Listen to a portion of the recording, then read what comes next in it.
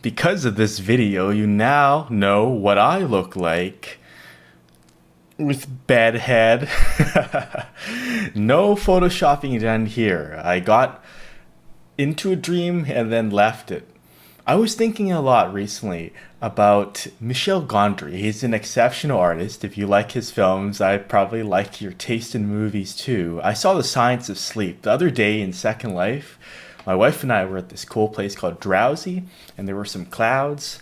They were kind of hanging from sticks, and that got me thinking of The Science of Sleep and how there was kind of that the paper display was very hands on and had a lo fi, not so much a gritty, but a very visceral feel. If you could pull elements out of your dream like that. And I often dream of themed hotels. That's a common one, or hotels in general, whether it's a cyberpunk futuristic one or a hotel where every room is a different work of art. And I've seen them, I've browsed them on the internet, like at Web Urbanist, where I was just a moments ago after waking.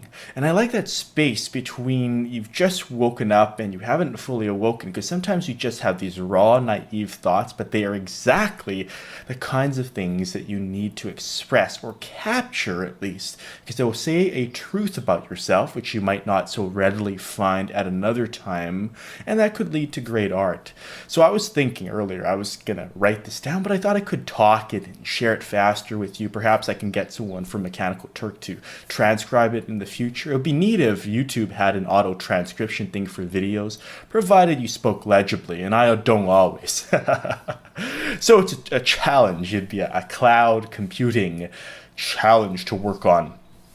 Anywho's, you'll also notice that with these videos, I'm perfectly capable of cutting them and chopping up pauses, as some YouTube celebrities are excellent at doing. But I don't do that. I have all these pauses in them, and they reflect the art, just like in music, the spaces between the notes, as I will often attest to. My sequencer isn't fired up, so that's why I didn't do a sudden jam there. But I very well could if it were another time and I was more awake. So I was thinking about art. Now here's my point. Artists, you bring something, and I don't like making apologies for a number of things. Here's another thing I don't like: people who they may know they're quirky or feel they are a fish out of water amongst other people, but you should never have to apologize for bringing awesomeness to the masses, or even a few people. I think that artists are kind of like an import export company within themselves. I tweeted this. The way I said it on Twitter, let me look it up here, was a lot more succinct, but I'll expand on that as to why I like Twitter, that you have that condensed nature. I said, as an artist, you can think of yourself as an ambassador who imports spectacular creations from an alternate reality where they're mundane. And I think that's what really the imagination is with. It's like this alternate reality for you, especially if you're a very vivid or even a lucid dreamer, such as myself. There are times where I find myself in a dream and I'm aware it's a dream and I am pinching and punching myself. I'm masochistic that way to wake up, and eventually I do. Sometimes I send myself toppling down a flight of stairs, and that helps in the dream world. And I wake up like that. And range is also important, because sometimes I can be very calm, very methodical. My general mode, and what I'm associated with personality-wise, is to be very wild and energetic, because that's my happier state. I think it is. I need calm time to reflect on those thoughts. But to expand on what I was saying, I believe as an artist, when you're making things, different media, things that don't have conditions attached to them that constrain them, they just come from you. Even if someone else might be thinking the same thing, if you came up with it independently, even if you were inspired, don't squash that sort of stuff. It can be so magical, and you gotta give it room to breathe. Don't always, there's a saying, kill your darlings in the editing stage. Don't be afraid to kill them.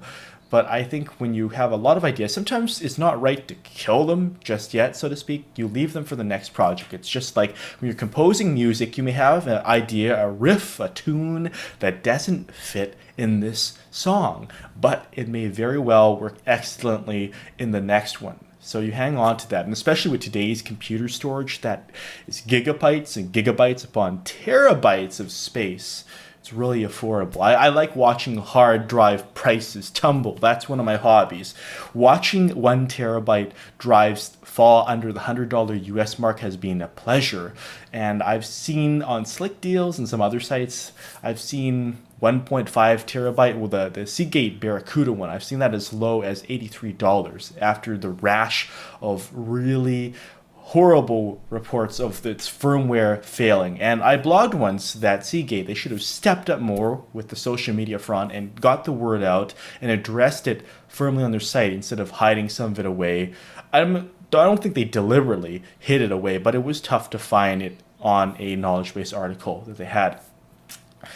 Back to the main line, because I tend to go on tangents and grow branches and then come back. So as an artist, you have your own wonderful shop. There's a movie I partially saw. I left my wife to see the rest of it. Mr. Megorium's Wonder Emporium.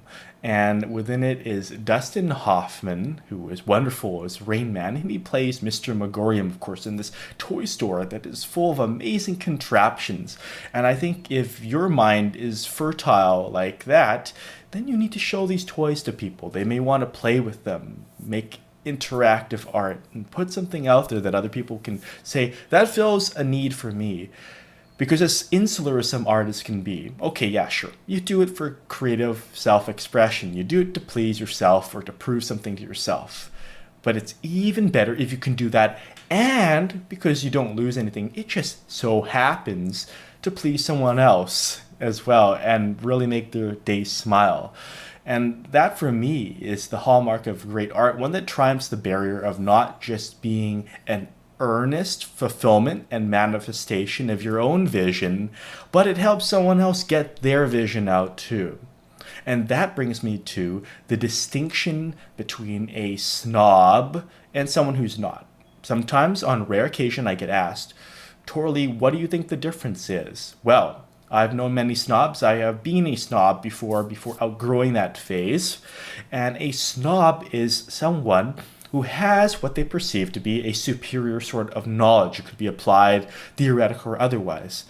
But they will not help someone else raise themselves, in their view anyway, to that same level, so they may have a conversation which is sensible and results in progress for both.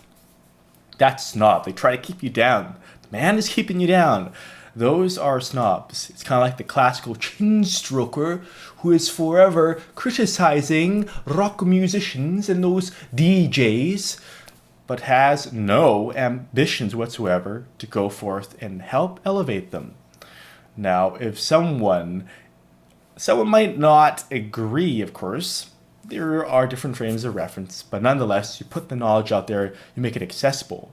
Because if people choose to shout back and say, oh, I don't want to do it that way, that's all right, because it still leaves the opportunity for people who do want to take on that art, who do want to make use of that knowledge you've shared. Which is not to say you should share everything all the time. No, of course not. I believe in sharing when you can put something forth confidently, and that means that you don't give birth to idea fetuses that way. You don't just fire them out all messy and sloppy with umbilical cords and such horrible, horrible image like Tokyo Gore Police for artists of sorts. I think as an artist, when you are providing help like that, when you are even a business plus an artist, a bartist, it adds a lot of value. It shows that you are an authority more than just saying, I am an expert. But if you make preset patches for software synthesizers, if you make a how-to video editing guide and you're a machinimographer, a videographer as they used to call them, and so many other wonderful ways of demonstrating that, you go beyond that self-referential idiocy, and it can be that at times. I don't mean that always in an insulting way, but it is a limiting way. Because the idiot is unaware. When you become smarter than that, you become cleverer, and you begin to see other frames of reference and be able to anticipate responses and combine them. It's like taking a picture of a 3D sculpture. Okay, you have a sculpture and you are taking a picture of it from one angle. You have no idea what it says on the back, ornate lettering and stuff like that. But you have friends who are around, and everyone takes a picture such that you have all of them, and you can go into panography and make a panorama for the whole thing, so you can see through each person's eye what this whole sculpture is going to look like. And that is the landscape for the fertile artist. It is supremely essential to consider the artist's intention if you are going to critique their work. Otherwise, it is like lambasting and mocking Jello for being Jello, for being what it is, for being delicious to those who want to eat it.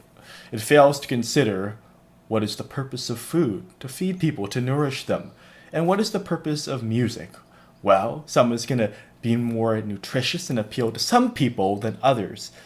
Nonetheless, these frames of reference must be continued and considered at all steps of the way. And these are thoughts I can expand upon, but of course I'd like to hear what you think.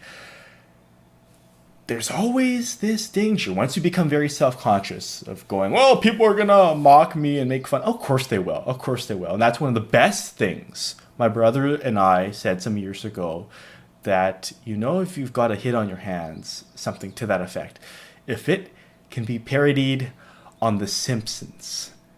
And I'll leave you with that thought as to what that all means.